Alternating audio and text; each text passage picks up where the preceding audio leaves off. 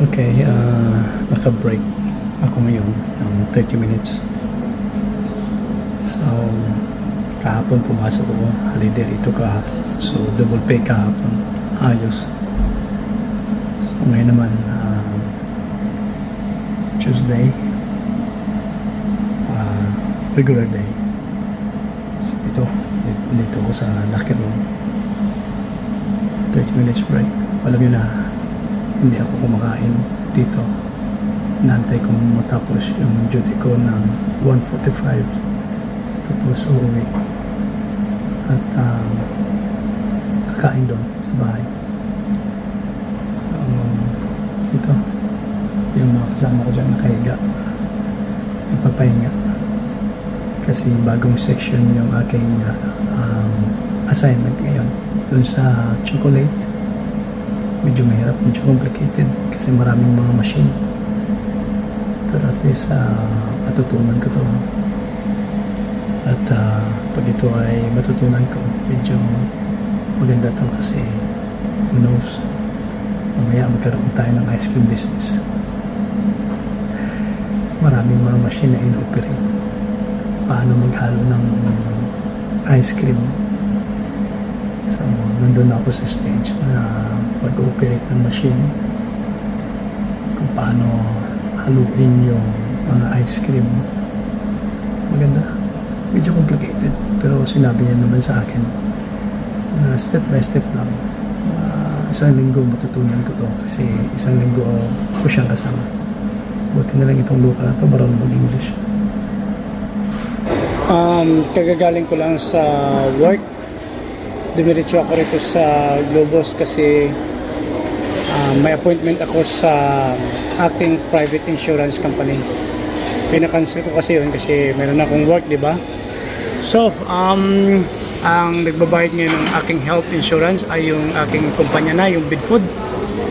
So, buti na lang at pinalahanan ako ni Hana. So, hindi ako pwedeng umuwi kasi maya-maya may appointment ako doon para i-refund sa akin yung natirang buwan. 2 buwan pa yung natira bago mag-expire. So yung 2 buwan ibabalik sa akin ng aking private insurance. So dito ako sa Globos para kain ng panangalian. So itong aking panangalian. Laki ng aking manok, no? Protein talaga to, protein. Yan. Para hindi na ako kakain sa bahay. Kasi alam niyo na, wala akong ang oras alas 2 na ng hapon. So hindi ako kumakain sa trabaho. Usually pag uwi ko saka ako kumakain. Kayang-kaya naman, hindi naman ako nagugutom. Pero ngayon alas 2 na ng hapon. So ang huling meal ko kahapon is alas 5 ng hapon kahapon. So ilang oras yun? Alas 2 na ng hapon ngayon. So kain na tayo ng salad at saka half chicken, murang-mura.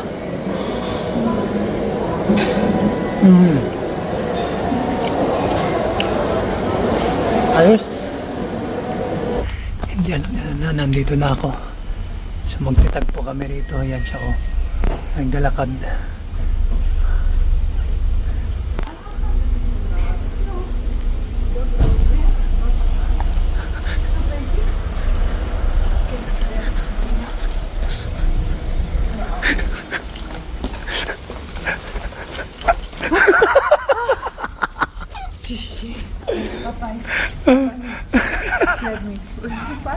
Oh, Hana is not contented with the Bidfood ice cream. No more. Huh? No more. So tomorrow you need to No go more? and check the Bidfood shop. Okay. Yeah. If you can get this one, very nice. Alright. Where did you park? Over there. This one? No. Alright, okay. See ya. Yan si Hana. So paunahin ko siya. Kasi nga kumboy kaming dala pa uwi.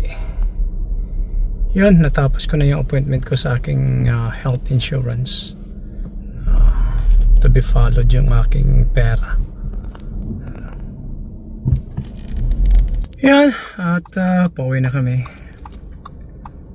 At yung lalamunan ko naghahanap ng makakape. Usually kasi pag tapos kong kumain, nagkakape ako. Pero dahil sa meron akong insurance appointment, so nagmamadali akong kumain doon sa Globus. Yun, siyempre sinamahan ako ni Hana doon para mag-translate ng lahat-lahat. Hiniram ni Hana yung kotse ni Milan. Hindi ko alam kung bakit. Usually nagbabus yan si Hana kasi tamang-tama talaga yung oras ng bus. Pagdating niya sa trabaho mga 7:45 o'clock yung kanyang start ng trabaho.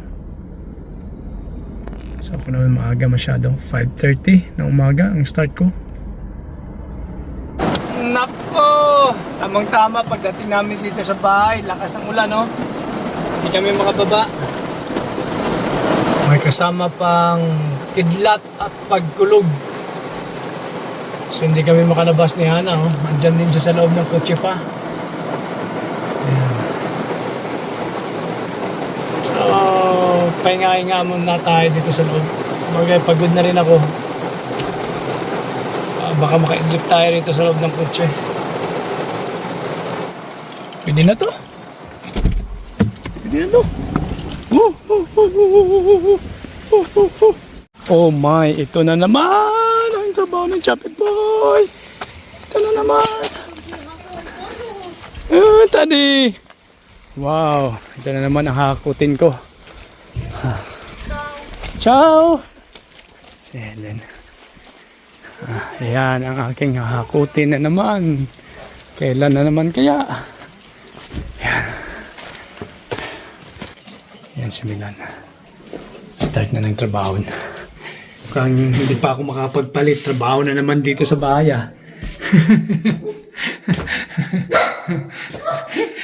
Pagod-pagod guys trabaho. Pagdating dito, gabi na naman trabaho. Okay lang. Yan talagang buhay. Be positive, ika nga. Sisi! Pinkay!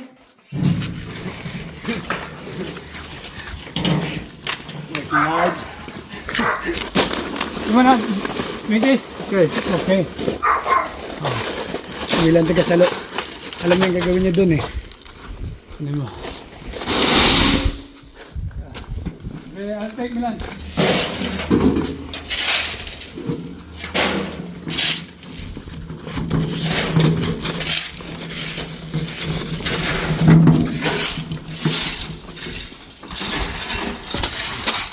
Trabaho.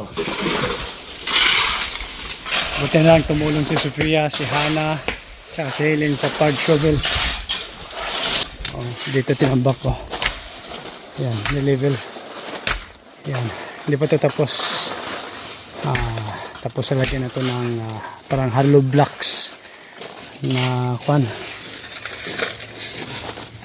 Yan, no? Brza. A to nemám připravené všechno.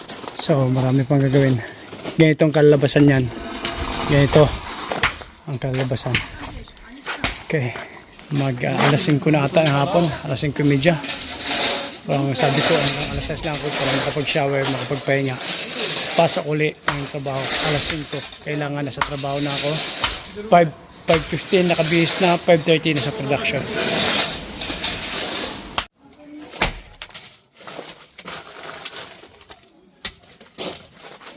Break the bread. Oh. Be careful.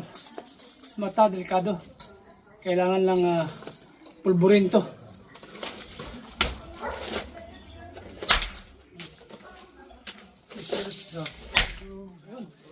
Nice. Nice one. Nice one. Chapit Boy is strong, man. Yeah. He's the hero. So, minimissure to. Pantay-pantay. 2 meters. Para maging pantay. So, ang kalabasan nito. Parang ganyan. Good morning. Ako ay paika-ika.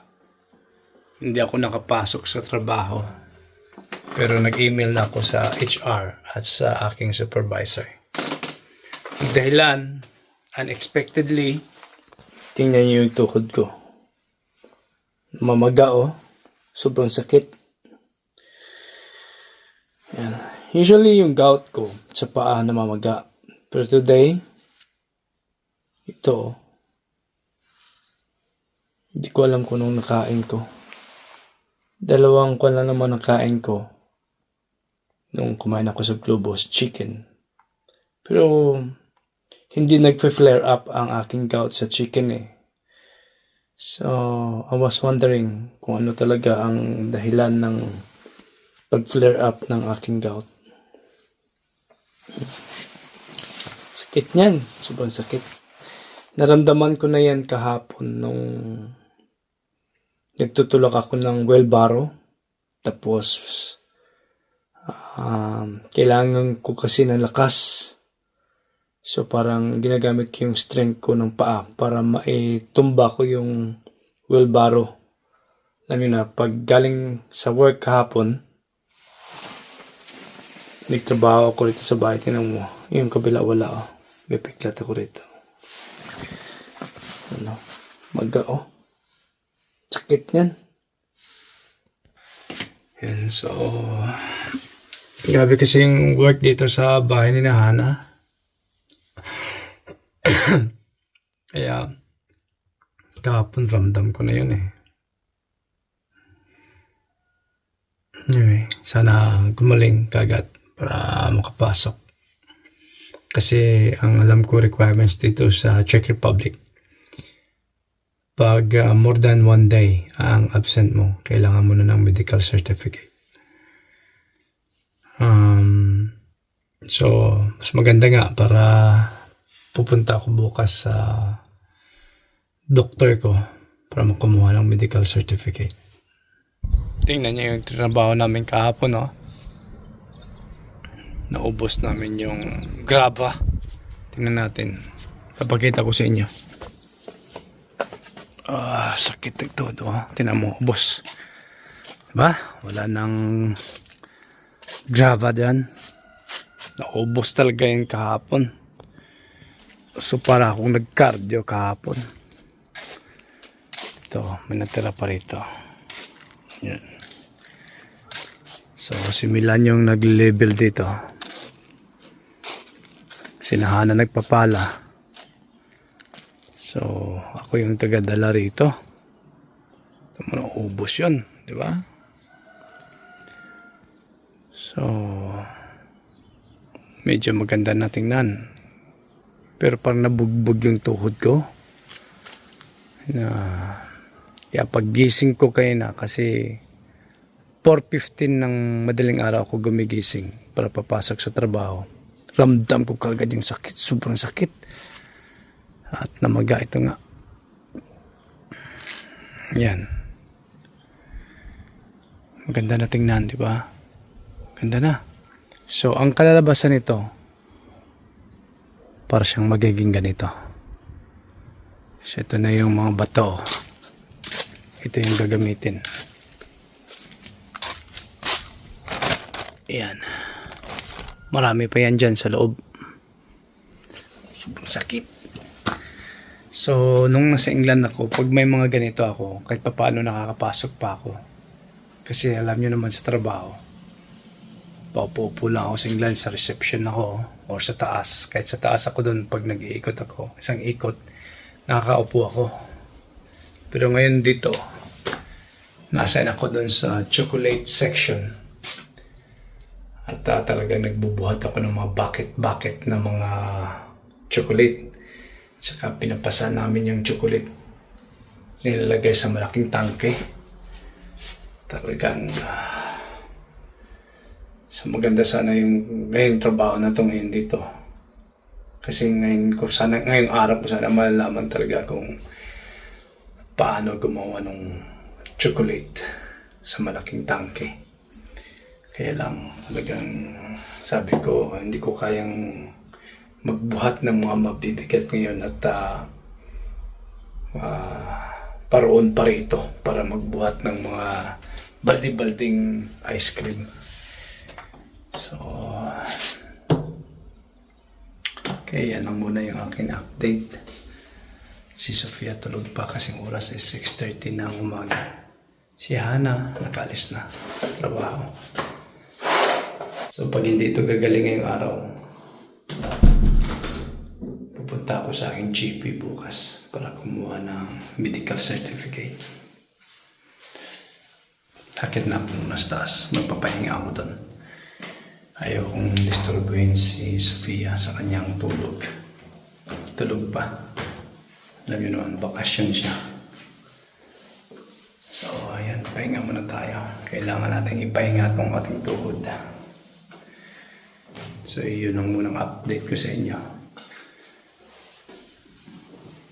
Bye for now. See you next time.